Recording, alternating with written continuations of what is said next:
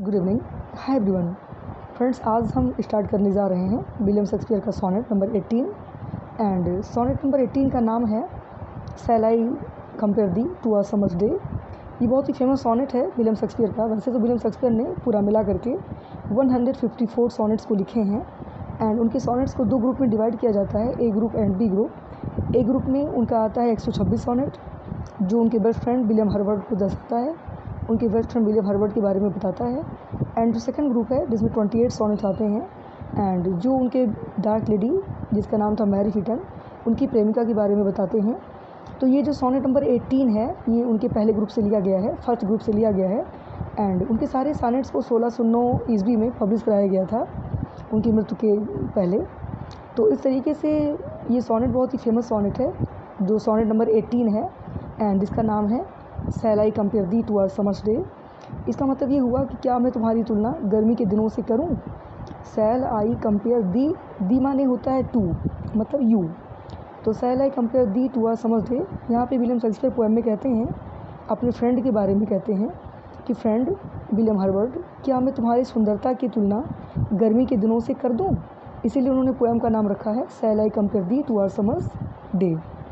And इस poem का जो पहला लाइन है वो भी यही है, shall I compare thee to our summer's day, क्योंकि विलियम शेक्सपियर के हर सोनेट का जो पहला लाइन होता था पोएम का, वही पोएम का नाम होता था। ठीक है, इसीलिए ये जो पोएम का पहला लाइन है वही पोएम का नाम है shall I compare thee to our summer's day, यानी क्या मैं तुम्हारी तुलना गर्मी के दिनों से करूं। तो आप समझ लीजिए कि पूरे पोएम में विलियम शेक्सपियर ने अपने बेस्ट फ्रेंड विलियम हर्बर्ट की सुंदरता के बारे में बताया है एंड अपने बेस्ट फ्रेंड विलियम हर्बर्ट की सुंदरता की प्रशंसा की है। एंड विलियम शेक्सपियर आशा करते हैं, होप करते हैं पूरे पोएम में, ये उनकी विश है कि उनके मित्र की सुंदरता कभी भी समाप्त ना हो, उनकी मित्र की सुंदरता हमेशा स्थायी रहे, परमानेंट रहे, कभी समय के साथ में ख़त्म ना हो। एंड वो अपने मित्र की सुंदरता की तुलना करते हैं गर्मी के दिनों से। फिर कहते हैं कि नहीं, मैं अपने मित्र की सुंदरता की तुलना गर्मी के दिनों से बिल्कुल भी नहीं कर सकता, क्योंकि मित्र की सुंदरता अस्थायी है एंड परिवर्तन रहित है। कभी मेरे मित्र की सुंदरता परिवर्तित नहीं होगी, टाइम टू टाइम चेंज नहीं होगा सुंदरता। एंड मेरी मित्र की सुंदरता परमानेंट है, यानी कभी समय के साथ में ख़त्म नहीं होगी। लेकिन वो गर्मी के दिनों की बात करते हैं पूरे पोएम में कि जो गर्मी का महीना होता है एंड जो गर्मी होती है, गर्मी का जो महीना होता है ये समय के साथ में ख़त्म हो जाता है, इसका अपना लिमिट टाइम होता है, ये परिवर्तनशील होता है। तो इस समय के साथ में ख़त्म हो जाता है, आता जाता रहता है।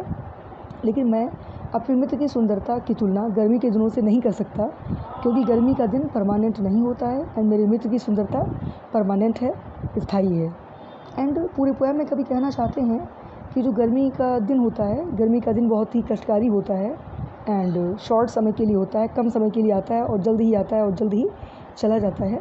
एंड गर्मी के दिनों में हवाएं बहुत तेज़ चलती हैं और मई के महीने में हवाएं इतनी तेज़ चलती हैं, इतनी कष्टकारी हवाएं चलती हैं कि जो कलियां होती हैं, फूलों की जो कलियां होती हैं, उनको हवाएं नष्ट कर देती हैं। तो गर्मी के महीने में गर्म गर्म हवाएं चलती हैं एंड गर्मी का महीना मानव जीवन के लिए बहुत ही कष्टकारी होता है।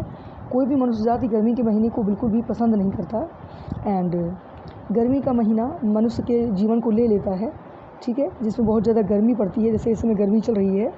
तो उन्होंने गर्मी के समय का जिक्र किया है कि गर्मी के महीने में जो सूर्य की किरणें हैं बहुत तेज़ हो जाती हैं। सूर्य की किरणें तो वैसे हमेशा ही तेज़ होती हैं, लेकिन गर्मी के महीने में सूर्य की किरणें बहुत ही घातक हो जाती हैं।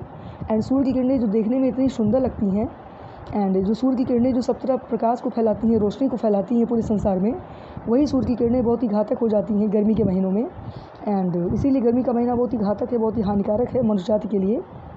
एंड तो इतना कष्टकारी हो जाता है गर्मी का महीना कि कोई भी मानव जाति गर्मी के महीने को पसंद नहीं करता है एंड वो धूप में नहीं बैठ सकता है, धूप का सामना नहीं कर सकता है।